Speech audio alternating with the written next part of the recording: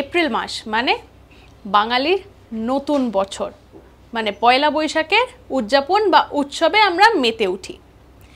এই যে আমরা পয়লা বৈশাখ পালন করছি এপ্রিল মাসে, ঠিক একইভাবে এই সময়টা কিন্তু মূলত নতুন ফসল তোলার উৎসব পালন করা হয় গোটা দেশে। এবার আজকে আপনাদের এটাই বলবো যে বাকি রাজ্যে এই সময় আর কোন কোন উৎসব পালন করা হয় বা সেগুলির নাম কি কি। যেমন প্রথমে আমি যদি বলি বিহু। বিহু আসামে পালিত হয়, সেটা আমরা সকলেই জানি, আসামের উৎসব বিহু। কিন্তু বিহু 3 ধরনের হয় এবং এপ্রিল মাসে যে বিহুটি পালন করা হয় সেটিকে বলা হয় বহাগ বিহু বা রঙালী বিহু। এটা কিন্তু এই সময়টাই তারা পালন করে। এরপরে আমরা যাই পাঞ্জাবে। পাঞ্জাবে এই ফসলের যে নতুন ফসল তোলা যে উৎসবটি সেটাকে বলা হয় বৈশাখী। ঠিক একইভাবে ভিশু।